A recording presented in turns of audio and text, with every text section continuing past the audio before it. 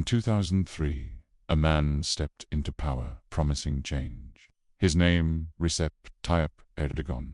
His mission, to lift Turkey out of corruption, economic crisis, and decades of political chaos. And for millions, he was hope itself. He came from humble beginnings, a boy from Istanbul's rough Kasımpaşa neighborhood, raised in modesty and faith. Erdogan wasn't a general, not a tycoon, not an elite politician. He was one of them, the people. He spoke their language, quoted their faith, promised a better life, and soon he became the man who could not be defeated. Under Erdogan, Turkey's economy boomed. Roads, bridges, hospitals, schools, a new, modern Turkey was rising. For many, this was a golden age. A country that had once struggled was suddenly confident again. But with time, power changes people, and people change power. What began as a movement for reform slowly transformed into something else, something unrecognizable. A man once celebrated for restoring democracy began dismantling it.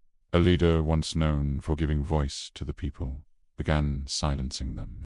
Today, Erdogan stands as one of the most powerful and controversial figures of the 21st century.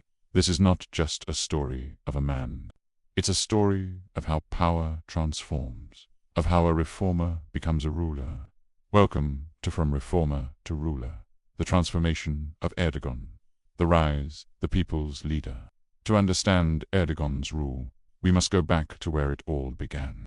The 1990s in Turkey were chaotic coalition governments, economic collapse, and deep social divides between secular elites and conservative Muslims. Then came Erdogan, once the mayor of Istanbul. He earned fame for cleaning up the city, fixing infrastructure, and managing the impossible, balancing Islam with modernization. In 1999, he was imprisoned for reciting a poem deemed inciting religious hatred. But instead of ending his career, that moment made him a symbol, a martyr for the conservative poor. When he returned, he came back stronger. In 2001, he founded the Justice and Development Party, the AKP. Its message was simple: prosperity, morality, and progress. By 2003, Erdogan became prime minister. And within years, Turkey's image began to change. New highways, airports, and mega-projects symbolized a nation reborn. The economy tripled in size. Millions rose out of poverty. The West saw him as a model Muslim democrat. Erdogan was adored at home and abroad. But beneath the applause, something deeper was taking shape. The media began showing loyalty. Courts aligned with his vision. Political opponents were weakened, one by one. Erdogan called it stability. His critics called it the slow erosion of democracy. Still, to his supporters, he was untouchable, the man who brought Turkey back to life.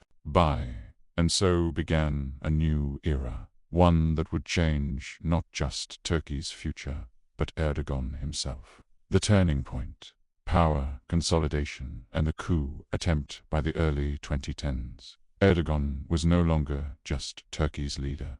He was its identity. But power, once gained, must be protected.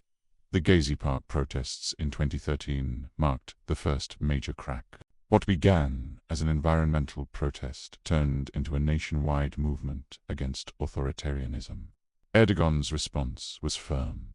Police crackdowns, arrests, and the portrayal of protesters as enemies of the state.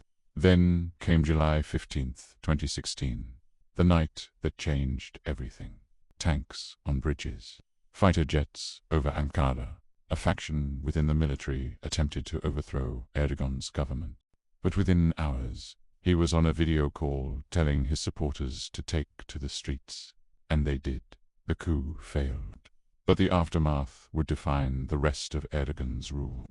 Tens of thousands of soldiers, teachers, journalists, and judges were arrested. Universities purged. Media outlets shut down. Erdogan declared a state of emergency, and began reshaping the state in his image. He said it was necessary to protect democracy. His critics called it a purge. In 2017, a referendum changed everything again, transforming Turkey from a parliamentary system to a presidential one.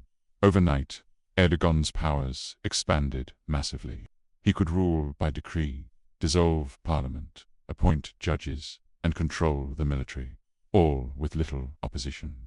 The man who once fought against authoritarianism had become what he once opposed. But to his loyalists, this wasn't tyranny, it was destiny. They believed Erdogan was chosen to make Turkey great again. A new symbol appeared, the rebirth of the Ottoman dream. Erdogan was no longer just a president. To many, he was the protector of Islam, the voice of pride, the embodiment of Turkey's greatness. And yet, for millions of others, the dream was starting to look like a nightmare. The ruler, a new Turkey, built in his image. In today's Turkey, Erdogan's influence is everywhere. From the classroom to the courtroom, from media to religion, every institution bears his mark. The Hagia Sophia, once a museum, was reconverted into a mosque, a symbolic act linking the modern republic to its Ottoman roots. The economy, once booming, began to falter. Inflation soared. The currency weakened. Yet Erdogan's hold remained firm, because, for many, he still represented something more powerful than money: identity. Critics were silenced. Social media restricted. Opposition leaders jailed. The man who rose as a reformer had become an emperor of modern times. Yet the paradox remains. Erdogan's Turkey is both modern and medieval, democratic yet controlled, powerful yet divided.